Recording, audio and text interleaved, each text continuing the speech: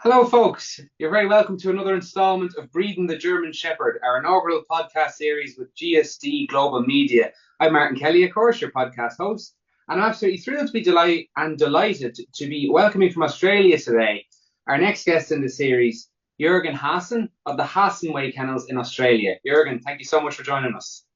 It's a pleasure. Lovely to talk to you, and it's always nice to share information about our beautiful breed.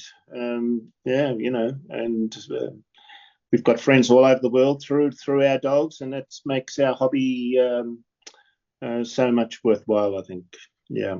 Absolutely. It enriches it for everybody. And in terms of that sharing of information, Jurgen, I suppose, could you share with us your starting dogs? How did you first get involved with the German Shepherd? I think I first got involved with German Shepherd is when I was a little boy. We actually come from Bielefeld, so Bielefeld is a pretty much there's quite a lot of breeders around Bielefeld, the Niedergassels and all the way down to Paderborn. So so we lived in on top of a hill in Hillergossen, and then as a little boy, my friend and I used to go up to the forest. And coming back from mucking around and doing stuff up there, we used to walk past a German Shepherd dog training ground, and we were amazed. These dogs biting arms and doing obedience work, and it was just like every weekend, Mum, can I go up to the forest with Wolfgang and we want to sit down and grab my sandwiches or whatever I had, a drink, and we just sat there for hours, mesmerised by the German Shepherd dogs. And from there, life went on, and then eventually we migrated to Australia in '69 with this in the back of my mind already. These dogs. I want a dog, and as we got older, we did our we all worked in education for a while, and then when we finished our studies at university, I decided, right, I'm going to get a dog. So I went to German Shepherd Dog Club in Melbourne, and I met a fellow called Wally Ryman, and he organised a bitch for me, and then I bought the bitch, I mated her, and then we chatted with Wally. And then one day, Wally said, look, I've got a school friend who lives in Germany. He's a breeder. His name is Günther Kogus. And Günther Kogus was a really well-known judge and a breeder from Restraff. And so we got talking. And then, of course, I wanted a male. And Günther said, and I met Günther, we went over and visited him. And he said, absolutely no, Jurgen, you can't have a male. Oh, okay. I will sell you a really good female. Young female, this can be, in German you say Stammbaum. This is your from the roots of this tree, you're going to become, or you probably want to become a breeder and show dogs and stuff like that. But I'll sell you this dog. It's got good hips and elbows, great temperament. And through my friend Wally, we arranged, and I bought my first bitch, Dina Restraff. Who was great female, and I think that sort of came, into my head that it's so important in your breeding program to have a top female. And I started with a good female from some really good friends, and she was an Argus Duch daughter, and through I think Dick Adaloga, and she'd done a little bit of winning in young classes. I think she was about 17 months old, and then at that time I also met Terry Hannon. Yes. Which was really interesting because the quarantine laws at that stage were just horrific in Australia. 6 months quarantine, 6 months residency, and then 3 months extra quarantine. And then Terry did all that for me. So Terry was my other mentor, really, friend, and then in oncoming years, we imported other dogs, males as well, and Terry used those dogs, and he had some success in England with them too. And the journey, goes on. It went Yeah, on and still goes on now. So yeah, absolutely. And obviously, one of your founding females there, you mentioned Dina. She went on to be a gold medal winner, obviously, as well in she Australia. did. I mean, as a starting female, what was your vision then when you decided to become a breeder? Did you want to replicate her? Did you want to emanate dogs of her type, of her line? When you established Hassan Way, I suppose, what initially made you decide, yeah, I want to become a breeder as opposed to someone who just buys a show dog, competes? I think from our first litter, we had a litter before we got Dina, and we kept a puppy, and the puppy actually won a puppy class at a national. So, I'm a fairly competitive sort of person, and the female, that particular female, the first dog I had, didn't have such good hips, so not that we checked hips and elbows in those days, but the hips were an issue with her, and so that's why I went to a dog that had good hips through Walter Ryman and then Günther, and they I got a bitch like that, and then I thought, oh, this would be fantastic. I got a good bitch now. I'd love to breed her, and then show the progeny and do well at shows and. Do all the other stuff that you do with dogs, the training, the stuff that we do, and mixing with the people, making new friends. And I think for me, because I'm German, I really love that connection to Germany, and I think over the years it's really paid for me because I made some wonderful friends, in Germany, from big kennels and then down the track we got some really good dogs, and really good dogs are really hard to get, and unless you really know them or you have a whole lot of money, it's really hard. But we made friends and we're still friends, and some unfortunately like Terry and Rainer Schatz from the Michaelswiese, he also passed away recently, so it's yeah, breeding, being in, showing, competing,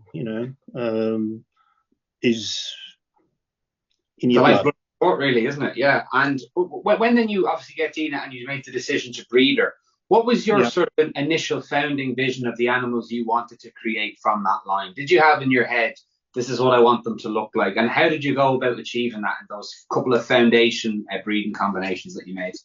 yeah. I think in those days, you're sort of developing your skills and understanding what type is, and doing a lot of reading, reading about Stepanitz and stuff like that. And piecing it all together. And I like Dina. She's a lovely type of bitch. She obviously did win the gold medal, and then we ended up using her on a number of dogs, and did really well with them, and produced amazing stuff really through her. And I think the type in those days was a little bit different to what's around now. Most dogs were a little bit lighter in colour, I think, and some maybe lacked a little bit of black and stuff like that, masking and things like that. But all those sort of things, down the track, you bring into your scheme, into your own breeding scheme. I'd like to improve the mask, or I'd like dark eyes, I'd like correct angulation, I'd like a balanced dog. Günther in the early days, and Walter and my friend Rainer, we always talked about, what is it that we really want in a German Shepherd dog? Well, number one is a balanced dog, dog that doesn't fall on the forehand, a dog that moves effortlessly, and I continually tell that to people, especially when they're choosing their puppies and stuff like that. Put a ball in the mouth of your puppy and have a look at it running around. Please don't set it up on a tabletop, as a lot of people do, and I've done that too. And you're really not going to get a really good idea of what the dog is like. And so I developed an inkling of what type was, and tried to breed towards that, and imported some really interesting dogs from the Firemelder kennels, which I just loved that type through the Y litter, because we imported Yester. son of Yankee, and he brought lovely type, lovely coat, very sound temperament, hard temperament. Yes, it was a hard dog. Black eyes, and and then you put that to the bitches maybe that you kept, which we did, and imported a really interesting dog, which unfortunately got sick after about 9 studs. Izzo Queen's Park, and then from her to Dina, married her to Dina as well, and we produced Truly Ruly. Also, she won the gold medal. And so here we go. It's always through the bitches. And then, down the track, I think this sort of answers some of the questions in the later questions. But, then we bought another bitch, Sika Firemelder, who won the gold medal 3 times. Yeah. And then from her, it just kept going and going and going. And, I always tell people, and they ask me all the time, how do you get a good dog? I said, well, instead of, don't buy a dog, males come and go, 3-4 years, and, it's finished with a male. I said, get a bitch. It keeps you going, a good bitch, for 10 years, and it's more fun. Mind you, we have imported dogs too, and because Australia really in the olden days, or days gone by, because of the quarantine restrictions, it's really hard to get the bloodlines in. It's easier for you guys over there because you've got, you just have to go across the river and, make your dog. Yeah. So there's. So those initial litters, then you're going to suppose you were really looking for to cement in your type dogs that were well balanced, move correctly. Then obviously with the introduction of Yester, having the temperament there and the dark pigments. And you talk a lot there about, in those early days, the stud dogs. And obviously you have imported some really nice dogs over the years. I mean, Condor von Aeneas, Unox von Aduct, Macho von Lambrack. For you, what are the qualities that make a good stud dog? What does the stud dog have to have for you to bring your bitch to him? Is it necessarily the dog that's winning a lot, has a lot of results, or is it the dog that most suits your bitch in terms of type, in terms of temperament? I think all those things together. I think type, temperament, a male has to be a male. He has to have, I like a male with a nice head, dark eyes. With bitches, it's a little bit probably easier. You don't have to have a super bitch conformation-wise to breed good puppies. It's a combination, obviously, males and females, sort of 50-50 gene-wise. But and people like Rainer Gumbel, Rainer Schatz from the Michaels Visa, who had really nice dogs. And I like that. I like that colour that they had, and that's probably, I bought a really top dog, Macho Lamarok, from Germany, and he sort of, didn't bite at the Ziga show, didn't let go. He had issues with letting go, but super dog, absolutely super dog, good stud dog, great show dog, did a lot of winning with him, and I like that coaty, lovely colour, nice head, black mask type of dog, and that's sort of embedded in me from all my other, experiences over the years. Yeah, and you talk about genetics there. When you're researching a potential combination, so you have in your head, right, the stud dog has to have, he has to be very visually appealing. You like a male to be a male, good strong head, lovely colour, the temperament, the good movement. When it comes to his genetic family, and this is probably true of the females, when you research the combination, how much do you look into the pedigrees of the dogs? What are you looking for in the pedigrees that makes you decide this is the right combination? I think the first thing I always look, because of my issues with, like my first dog had hips and elbow, had issues because we just didn't know in the early days, in the early 80s, about those sort of things, is, if 3, 4, 5 generations, and most of those dogs have got A stamps, is good. You need that. And if they're from a desired, 3 or 4, 5 different bloodlines, that's probably good. And seeing, making an evaluation, you evaluate, what's here in Australia and what we perhaps could need, what sort of dog people would come to diversify, the bloodline a little bit, to increase the bloodline, which is always a problem here in Australia. So really, you to progress here, you really have to import dogs and bitches.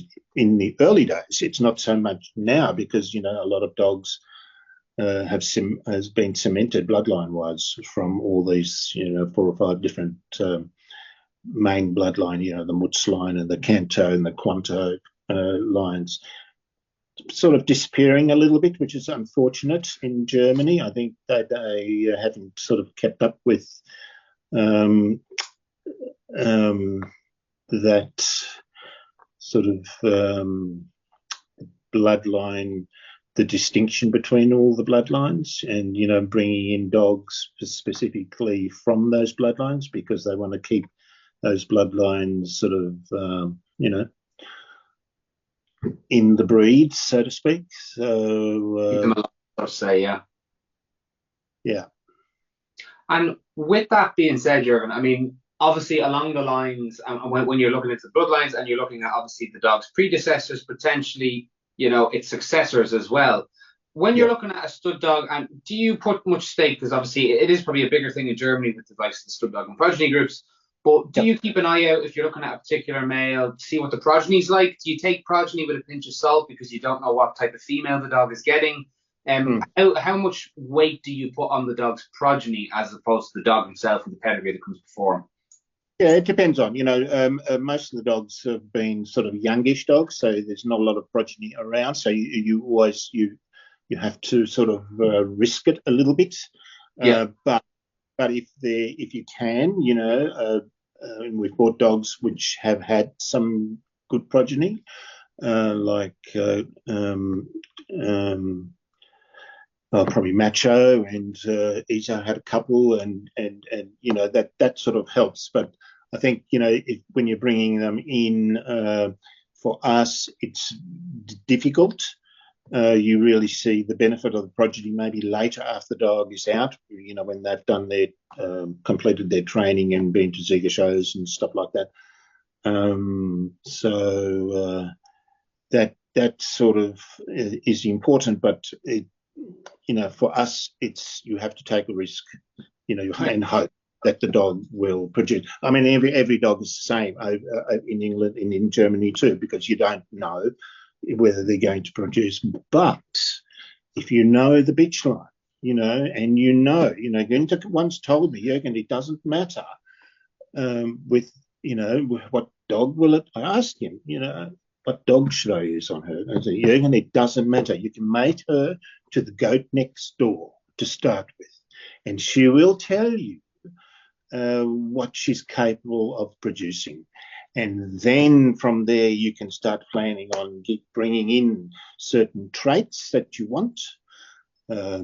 Dogs, good character, obviously, that's a given. You always need that. And all the other things that you like: colour, coat, dark eyes, balanced movement, and that you can when you buy dogs from good bitches, and they're good bitches, and you've seen them, you've seen progeny from the bitches, then you go for it, because it's easier to do it that way than to wait for the progeny of the male, because it's just impractical, because the dog will be just too old to make an assessment that way. But through the bitch line, you can do so much through your bitches. Yeah, and how important do you feel it is? How much, I suppose, success do you feel is determined in a kennel's multi-generational bitch line? Do you think it's essential as opposed to necessary? Essential, absolutely essential. I keep telling people, you've been showing dogs for 10 years. Have you done much? Oh, no. Well, say get yourself a couple of people together, pay good money, and buy a real good bitch. Because that's going to, as I said earlier, it'll keep you going for 10 years or so. And it will tell you, what you're going to get. If the dog is a half decent dog, and most dogs produce something, to the right bitches, and it will give you a really good idea of what you can expect in the future for them. And then obviously you've done your research. You might have gotten a bitch that comes from a long established bitch line. You've looked at a dog that has those things. He's got temperament. He's got the color. He's got the size. He's got the correct free flow movements. You make them. Then puppies are on the ground. When it comes for you to assessing puppies, when do you start that assessment process? Do you have different criteria at different stages? What way do you judge the litter, I suppose? Well, there are, with puppies, there are, milestones, obviously. We look at puppies as soon as, first couple of weeks, you have a look at them in the box, see what they're like. If they're, nice and dark, that's always nice. These days, in the old days, you probably, didn't look at those things as much as you do now. Colour, type. 4 weeks is really good. And then, get the broom out, get them moving out, chasing a broom. And 6 weeks is great. 8 weeks, fine. 4 months is good, but most of your dogs are probably gone by 4 months. And there too, the toys in the mouth, movement, balance. Don't stand them up on tabletops. That's crazy. And you see them, the ones with a nice wither, and they're moving with the ball and they're going for it. Fantastic. That's what you look at. That's how you choose your dogs, really. Yeah. Yeah, and with that then, how do you ensure along the points of assessment that you would mark for yourself, that along the way the puppies are sort of nutritionally balanced and then sort of psychologically fulfilled and rich? Because that's obviously so important as well. Oh, absolutely. Absolutely. And then, if you've got kids around, you get them to take off their shoes, hop in the box with the puppies with 4 weeks of age and play with them and put the mother away and build your little toy garden for them, and it's like having a child, really. Taking it to kindergarten and giving it all the experiences that it needs, and the noises and all that sort of stuff. Get them out early, to experience the world is good, obviously. And because temperament is obviously such a big factor for yourself, Jurgen, I suppose sometimes a puppy's temperament in a litter and a puppy's temperament by itself can be quite different. Do you like to say, if you have your eye on maybe a puppy at 5 or 6 weeks, 7 weeks, do you take them outside the litter, just see how they cope by themselves with all these different stimuluses as well? Yeah, you do all that, and then experience to new situations, new toys, new noises. You take all that into account when you're sort of assessing your puppies. And if somebody from an obedience background comes to want a particular puppy for just mainly obedience, then you have an idea of which puppies come to you quickly, which ones sort of don't want it, very independent and go and do their thing, and you horses for courses. The good show animals will probably have an idea of which ones are going to be the better show animals. So we might end up keeping them, or giving them to our friends, or selling them in half share, or whatever you do these days. Yeah, and there was one point I wanted to come back to here, because I just found it interesting. When you say that at about 4 weeks old, you take the mum out for a little while, you let the kids in, play with the puppies. On the point of the mother, because obviously there's so much research and discussion on this topic of when to separate on a more consistent basis to, substitute for the mother so the pup imprints on you a little bit. From what age do you sort of start to lessen the mother's influence on the litter? I think probably, it depends on the dog. Every dog is a bit different. Some are really, really maternal, and they just want to have their puppies around for, a long time, too long sometimes. But as soon as those claws start to get sharp, and the mother is, the mother tells them off, and and then walks out and comes back, obviously, to feed them, and it varies, and it just depends on the bitch. the puppies, how, just varies. How patient she is, basically. Yeah, virtually. Yeah, and when obviously you start the pups start getting more on their feet and you start assessing them at the different milestones, I suppose what is your cut-off point to say, okay, this puppy's had its time for assessment. It's not really it's either going to make it as a show dog, obedience dog, Mm. work dog, or it's maybe not. It's more suited to a pet home. When do you make, I suppose, that final call on whether the pup's going to Oh have? well, yeah. Generally, people buy puppies at 8-9 weeks, Yeah, so that's just sort of that's when you make a decision's probably made at 6 weeks already. I think you probably have a really good idea at 6 weeks, and then 8. It depends. Some dogs mature a little bit later, some a little bit earlier, so it just depends. But I think by 6 weeks, you sort of have a pretty good idea of what's what, really. Yeah, and then obviously when you have your pick, you pick the dog, you pick the bitch, you say I'm going to run this one on. As Yeah, they get older, do you then give them another marker to say, well, if they don't have X, Y, Z by yeah. I think X months? yeah. Dogs grow at milestones. 4 months is a good age to have another good look at your dog. I think between 4 and 9 months, I think you probably best just to not look at them too much. Yeah. Because of the developmentally, every dog is different too. Every bloodline is a little bit different. But after between 9 and 12 months, gives you a really good idea of what they're going to be like. You know. Yeah. What sort of training do you do with your puppies in those first sort of 12 months of life, Jurgen? Because it can be such a fine balance, can't it? Play drive. You just focus on the ball. Our training is, like in Germany, is the little the green balls are just amazing. Some of the green balls have got a little bit of aniseed in them, so they have a little bit of extra smell for the puppies.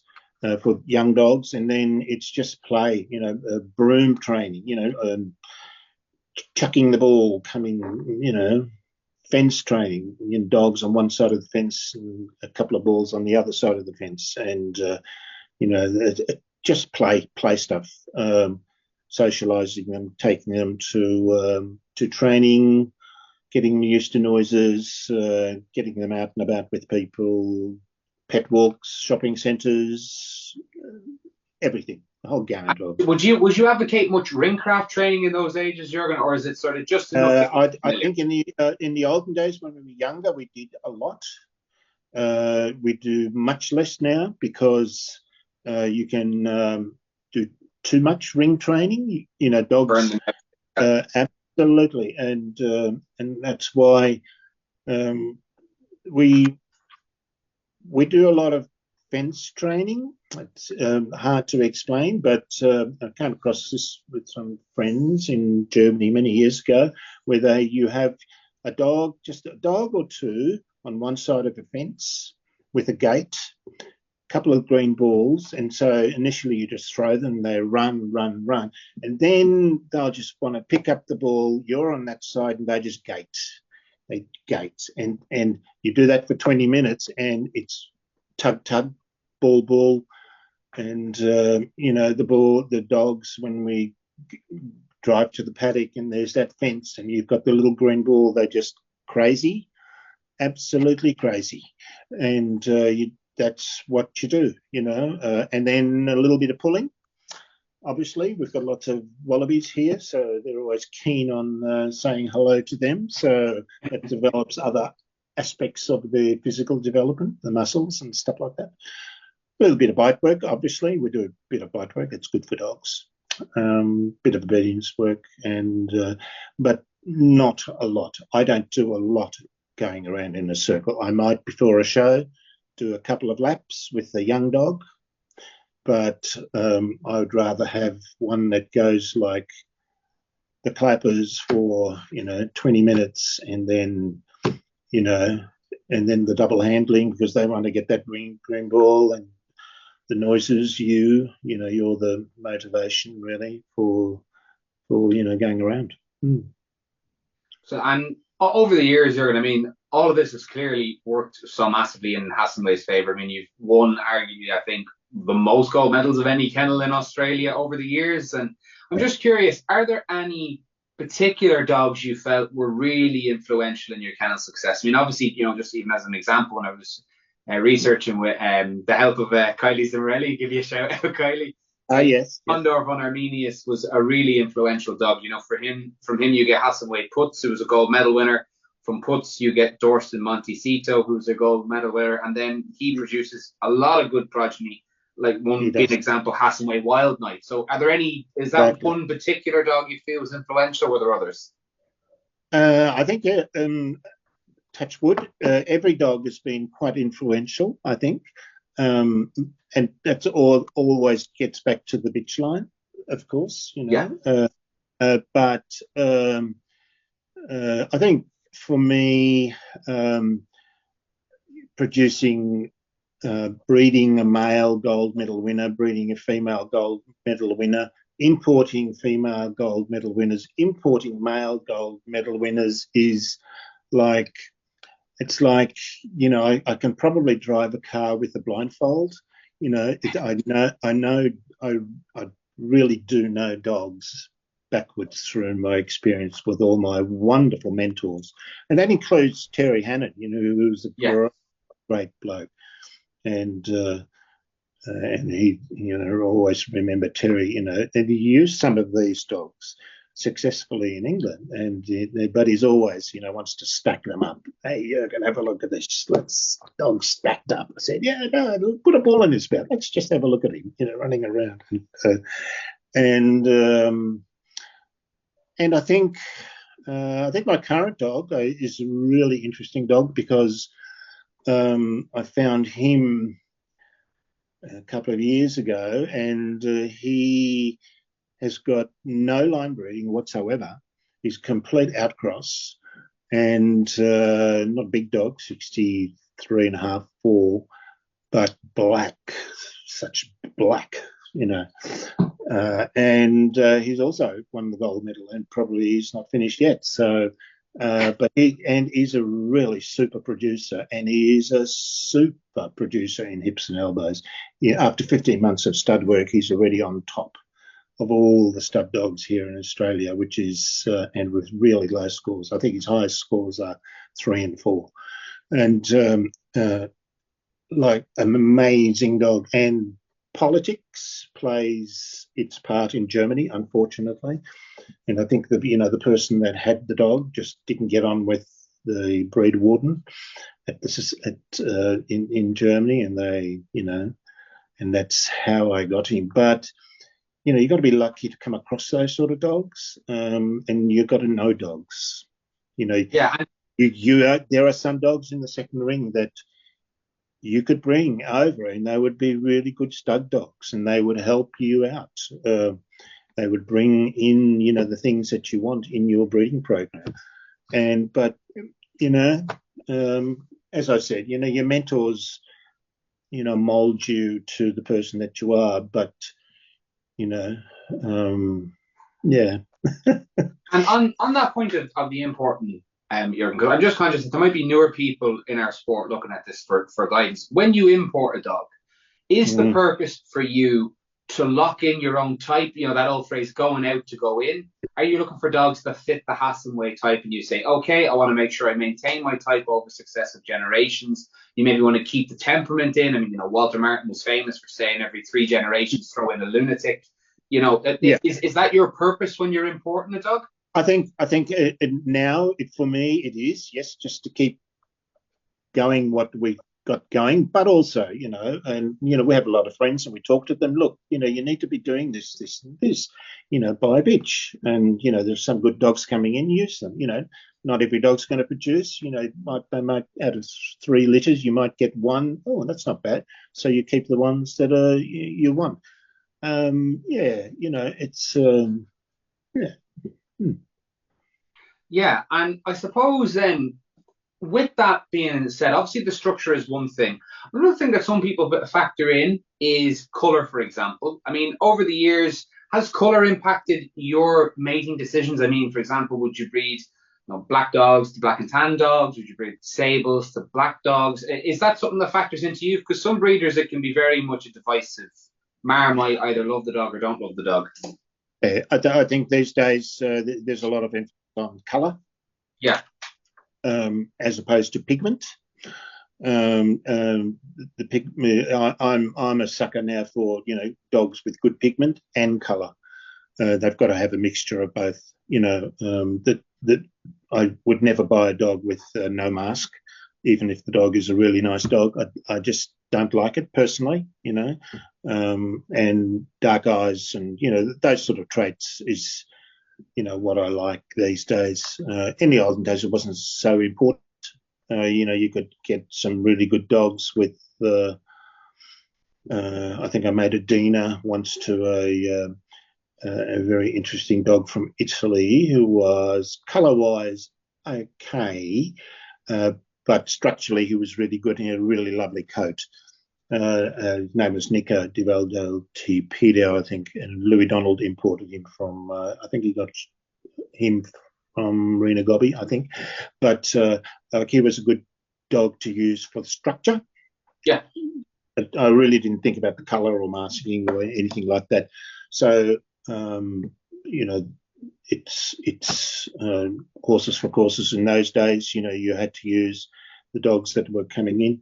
Now I must say, the best dog that I ever saw when I first came into the breed was a dog called Ingo von Hafenlortel, who I used on my bitch, and I got a bitch winner out of that, who was V7 of the German Zeger show in so many years back, and he was just blew me away. Had a big head, amazing temperament, and won the national in Canberra, I think, under Hangmouth or whatever.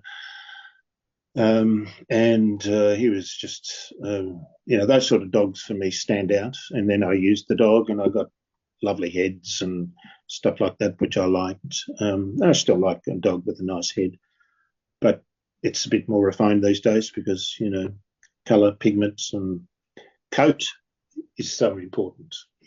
And on that point, Jurgen, because we've seen so many trends, I suppose, as someone who's had a tenure in the breed like yourself, you've seen a lot of changes. What for you as a breeder have you seen as positive trends in the breed? And what have you seen as negative trends from when we started to where we are now? Because you mentioned colour being more essential than it used to be as one, the head maybe slightly more refined. Are there any other particulars you see as positives or negatives in the breed? I think, colour, pigments improved, colours improved. Most dogs have pretty good eye colour these days, I think. And structurally, maybe in the last, few years, the hindquarter angulation is a little bit over the top for a lot of dogs. I think that even some of the dogs that get promoted at a high level, some of the hindquarters, you get back to a balanced dog. A dog with an overloaded hindquarter isn't going to be balanced off lead, particularly. You run a dog like that, and I can mention some dogs to you now, but I won't. And have a look at them off lead, and hello, there's no balance there. Done a lot of winging, nice on lead, but there's no balance, and so its size is probably okay now. We don't have the super duper, and I think that we've nipped that in the bud somewhat, which is good. Few still big dogs around, but I think the hindquarter is a real issue for us because it gets away from what the breed was meant for. It's a herding and guarding dog, and temperament is generally pretty good these days, but for some of these dogs to herd sheep all day long is just not possible. Yeah, that fit for functionality sometimes needs to be more kept in the forefront. On the point of size, Jurgen, I was curious to get your thoughts on this because there has been growing commentary that in our haste to sometimes tackle the size issue, we're producing dogs now that are potentially a little bit short in the foreleg, males looking overdeveloped for their age. Just wondered, did you have any thoughts on that? Do you see it as a concern? Do you think we need to slow down a little bit in terms of trying to address one issue but taking 3 steps back as a result? Or do you feel it's like that? It's just a knock-on effect and it will iron out eventually? Yeah, look, I think yeah, the shorter foreleg can be an issue, but still the same. There's a good dog, and it moves in a balanced way. It's got slightly, a short foreleg. So that's fine with me. You see a lot of those issues in the long coats. Of course, maybe a lot of the long coats that don't stand correct in the front. And, if you really wanted to argue about, the 50-50, they are absolutely 50-50. There's very few long coats that have got the correct forelimbs, I think. But, that's subjective because of the coat. And even if you think, this dog is a bit like this, but, you would really need to go and touch and feel the coat and just, take it. The measurements would be interesting to compare, if there was some data on the measurements of long coats, height to length ratios and stuff like that. But yeah. Yeah. And do you feel overall the quality of the German Shepherds we're seeing now is on par with, let's say, when you first got into the breed? Has the breed changed too fundamentally to compare? Do you think, I suppose, where do you think the overall quality of the breed is now in comparison to maybe when you started out?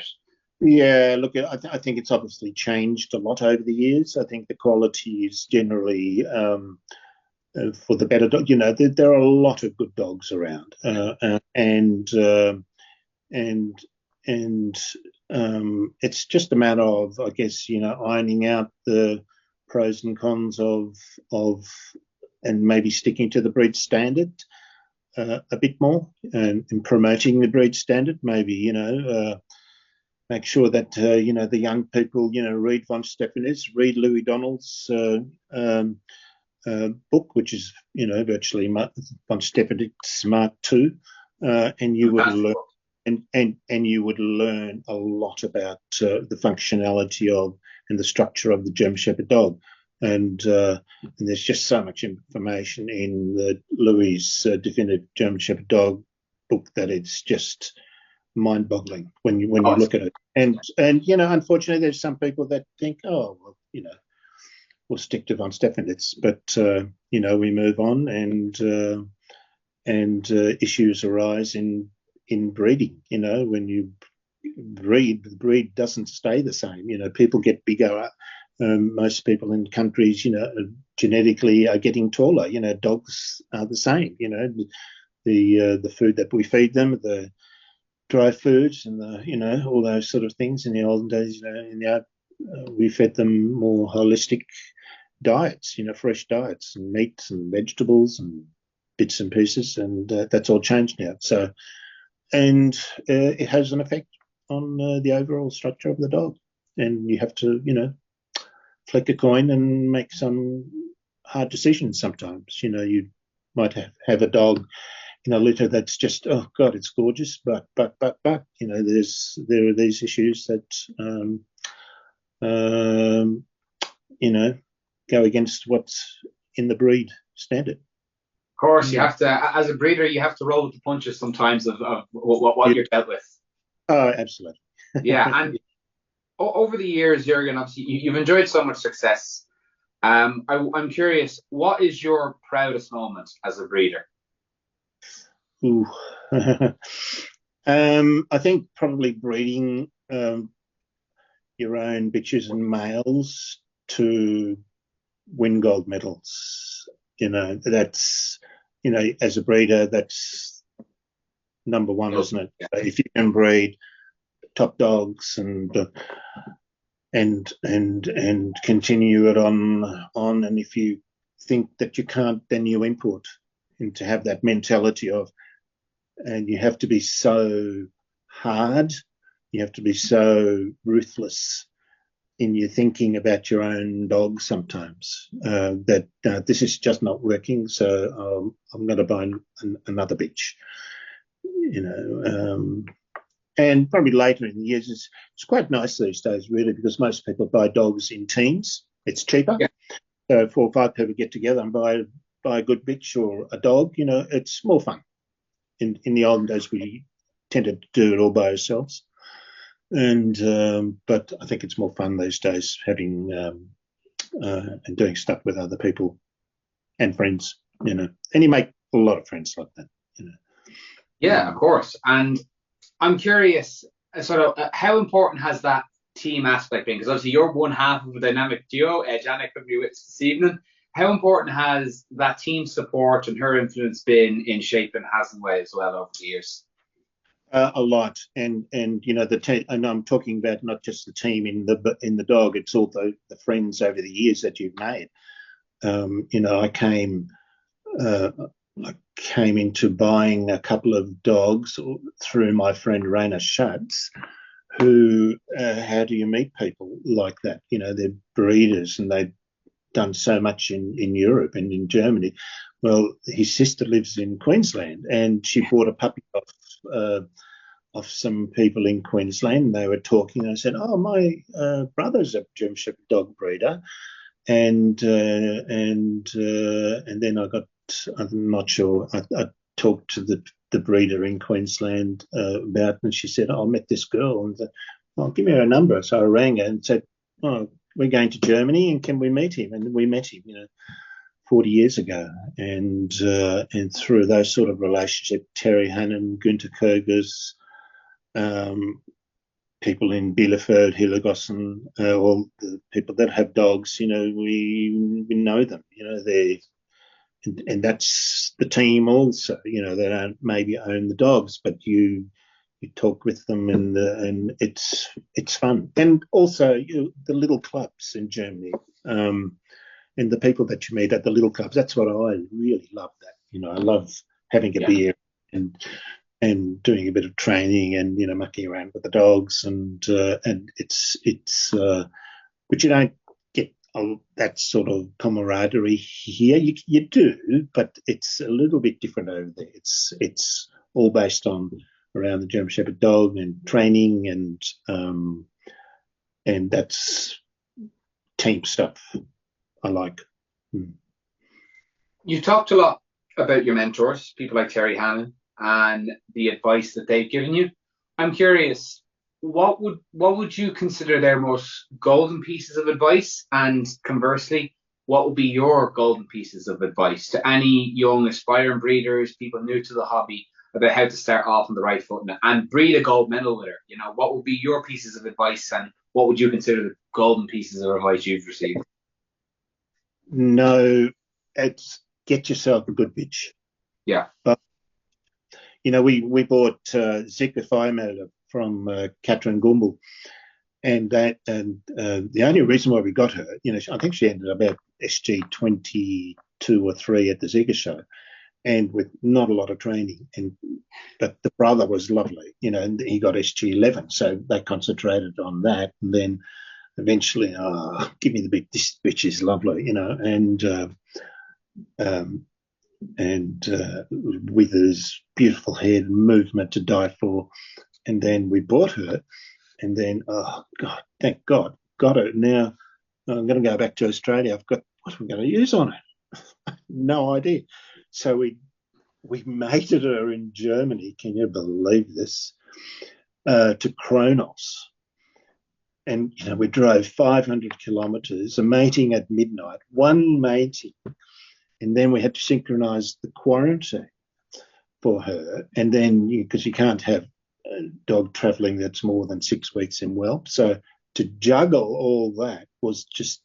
And then we got her to Australia, and she had 14 puppies to Kronos. And look, it's and we still through the progeny of that bitch, I think here now, I think there's a little bit of semen left from 1 or 2 males from her, is still producing. It's just get yourself a good bitch, a female. Males come and go, and these days for us it's much easier because we can use semen. Yeah. We don't have to travel anymore. We can get semen from America. We can get semen from Germany. Although, badly. Well, Take me a ferry trip. Yeah, and it's and it's team stuff, particularly with bitches, because you'll divvy out to all your friends. You have that, and then I like to handle. Fine, you do all the work. I'll handle or whatever. Yeah, kids have a good female. Absolutely. And I'm curious, as we come to a closing point in this interview, Jurgen, I've had such fun speaking to you about our beloved breed. I'm Pleasure. curious, what are, or have you any unfulfilled ambitions as a breeder? I think no. Yes, I'd still like to breed some good stuff, and we've got a couple of good bitches which we're going to breed. Probably to cast it, and because he's a good producer, and there's no drama with hips and elbows. But I think I always, if I could, and we had maybe different people in Europe, judging open dog classes, I would have taken Custer back, because he's super on his super bite work, great sire, really good show dog. And I'd love, maybe down the track, you never know, I'd love to show something really that does well at a Ziga show. That's hard, but because you've got to really live there and be there. But, that's sort of an unfulfilled ambition of mine, I think. Well, if there was a kennel to do it, it would be Haase way. Well, listen, Jurgen, it's been an absolute joy to speak to you this evening. We've had a lot of fun, and we've covered a lot of very interesting topics and very interesting insights into Australia as well throughout the years. And thank you so much for taking part in this interview. It's been an absolute pleasure to speak to you. It's an absolute pleasure, and I think educationally wise, it's doing these sort of things, and playing it at club, whatever, for as an educational tool is brilliant. The Louis' book, these sort of interviews, and it's just going to get more. Well, we need more young people in the breed, don't we? We need more young people coming in. They need to be motivated. They need to be reading, and they need to be looking at these sort of things, and going to shows and experience the great atmosphere at some of the shows that we show up and go to. Absolutely. And at the very least, just have a beer and enjoy training your dogs. I will do. Assuredly, I will do that, and we will do that when you come to Australia, mate. Here's hoping. Well, listen, Jurgen, thank you very much. Thank you very much, folks, for tuning in and taking part. It's been my pleasure to speak with you all. This has been Martin Kelly with German Shepherd Dog, GSD, Global Media, and this has been our interview on breeding the German Shepherd with Jurgen Haase. Thank you very much, folks. Thank you. Bye.